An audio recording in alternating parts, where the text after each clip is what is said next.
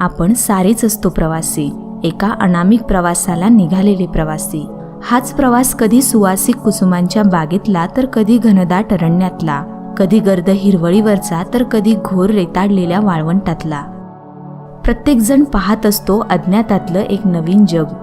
चालताना पायाखालची सुकलेली पानं वाजत राहतात. त्या आवाजाने क्षणभर दचकतोही आपण, तरीही त्या आवाजाची सोबत आपण मिळवत जातो, कारण हे जीवन गाणे आहे. ठरल्याप्रमाणे आपण गातच राहतो.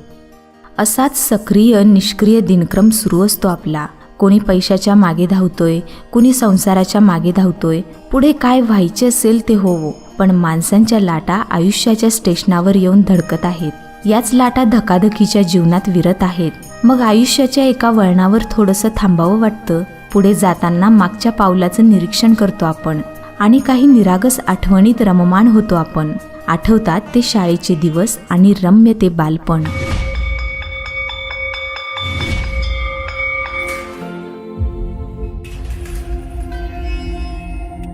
आपल्या शाळेत गेल्यावर जर आपलंच बालपण आपल्याला नाही दिसलं तर मग काय शाळेचे दिवस जगलात. किती गमतीशीर आहे ना.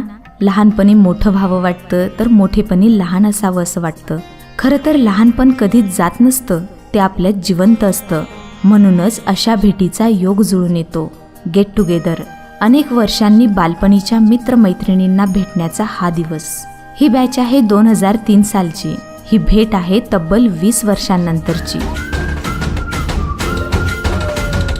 रडत रडत आलो जिथे गेलो रडू नाही, घडत घडत गेलो जिथे रोज धडपडूनी, चुकलो जिथे मस्ती करून थकलो कधी नाही, मार खाऊन मॅडमचा शिकलो बरच काही. ती गोड आठवण ते रम्य बालपण आज पुन्हा वाटे हवे.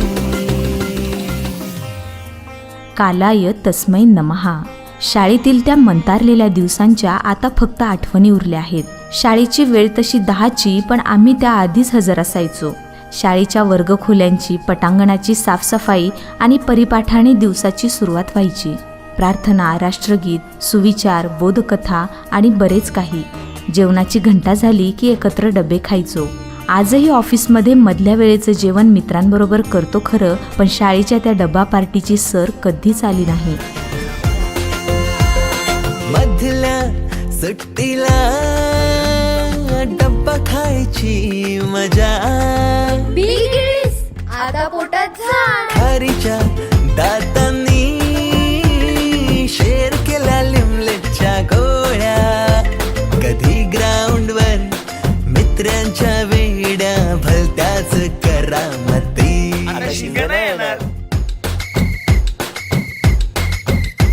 पीटीच्या पिरियडला शिट्टीच्या तालावर गमतीशीर कवायती, मनावरती जशी बागावरती साऱ्या कर्कटकाने कोरली नावे. आमच्या सर्वांमधील निस्वार्थ, निर्मळ आणि जीवाभावाचं नातं ज्या शाळेनं सांभाळलं ते आमचं भैरवनाथ विद्यालय दोंदे. शाळेतले ते मित्रमैत्रिणींबरोबरचे मंतारलेले सुगंधित दिवस प्रत्येक जणाने आपल्या मनात जपून ठेवले असतील, अगदी अत्तराच्या कुपीसारखे. काळ लोटतो, तपे उलटतात, पण शाळा मात्र अगदी तरुणच राहते. विद्यार्थ्यांना नवचैतन्य, स्फूर्ती देणारी शाळा कधीच म्हातारी होत नसते. वर्गखोल्या, फळा आणि बाग सांभाळत शाळा कार्यरत असते. बदलतात, म्हातारे होतात ते शिक्षक आणि विद्यार्थी. हिऱ्याला पैलू पाडले की तो अधिकच चकाकतो म्हणतात. एक प्रकारची झळाळी येते त्याला. विद्यार्थ्यांना ज्ञानसंपन्न, प्रतिभासंपन्न बनवणारे गुरुजन, विद्यार्थ्यांच्या अंगी असणाऱ्या सुप्त गुणांचा विकास घडवून अनेक कीर्तिमान विद्यार्थीरत्न घडविणाऱ्या गुरुजनांना सर्वप्रथम मानाचा मुजरा. मानाचा मुजरा त्या जादुई दुनियेला, ज्यात रमता रमता मन हळवं होतं आणि साठवणीतील आठवणी बरसत राहतात रिमझिम. ते शेवटचे क्षण आठवती, भरलेल्या डोळ्यांनी घेतल्या गळा भेटी, किलबिल त्या घरट्यातून हरवले कुठे पाखरांचे थवे.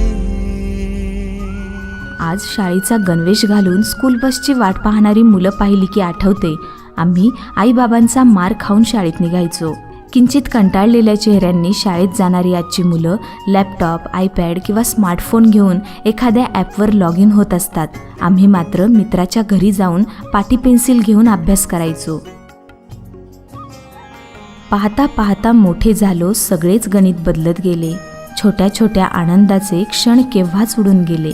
खेळण्यापेक्षा अभ्यास ही गोष्ट महत्त्वाची वाटायची नाही. खेळून झाल्यावर अभ्यास ही गोष्ट घरातल्यांना पटायची नाही. गल्लीमध्ये क्रिकेट म्हणजे मोठी धमाल असे. 2 दगडांच्या स्टंपामध्ये वर्ल्ड कपची कमाल असे. सागरगोटे, पतंग, भोवरे सोबती सारेच सोडून गेले. छोट्या छोट्या आनंदाचे क्षण केव्हाच उडून गेले. जाणाऱ्या दिवसांच्या स्मृती जपत येणाऱ्या दिवसाचं स्वागत करूया. आयुष्याला सामोरे जाऊया आणि एकमेकांच्या सुखदुःखात सहभागी होऊया. समाजाने काहीतरी आपल्याला दिलंय या भावनेनं समाजाचंही ऋण फेडूया आणि शाळेलाही काहीतरी आपण देणं लागतो या भावनेने शाळेचेही ऋण फेडूया.